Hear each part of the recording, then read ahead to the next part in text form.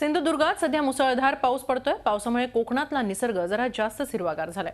कोकणातील धबधबेही प्रवाहित झाले। कोकणच्या या पावसाची बुरळ पर्यटकांना पडली आहे। इथल्या पर्यटनाचा आणि धबधब्याचा आढावा घेतलाय आमचे सिंधुदुर्गचे प्रतिनिधी विकास गावकर यांनी।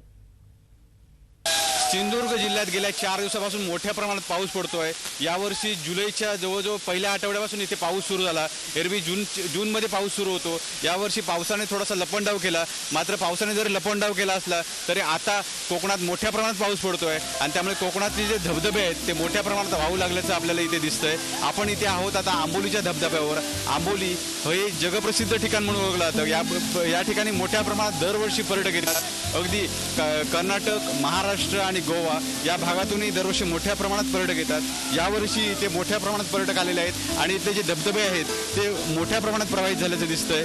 आपल्यासोबत इथे काही पर्यटक आहेत, आपण त्यांच्याकडून जाणून घेऊया।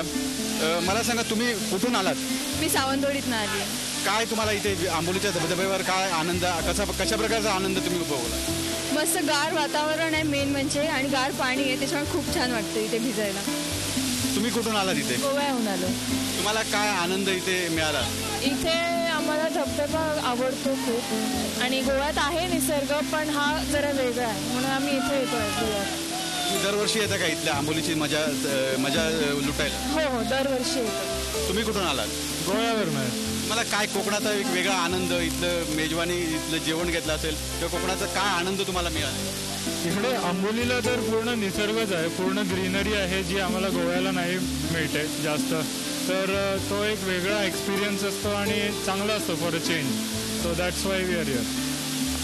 तर आपण बघताय की येथे मोठ्या प्रमाणात पर्यटक दाखल होताना दिसत आहेत। महाराष्ट्राच्या कानाकोपऱ्यातून इथे मुंबई म्हणा, गोवा म्हणा, इथून मोठ्या प्रमाणात पर्यटक येत आहे। सध्या वीकेंडची सुट्टी साजरी करण्यासाठी इथे मोठ्या प्रमाणात पर्यटक आले आहेत आणि इथले जे असा जो आंबोलीचा धबधबा आहे तशाच प्रकारचे सिंधुदुर्ग जिल्ह्यातील बहुतांशी सर्व धबधबे आता मोठ्या प्रमाणात प्रवाहित होताना दिसत आहेत आणि इथे मोठ्या प्रमाणात पर्यटकांची गर्दी होताना दिसते।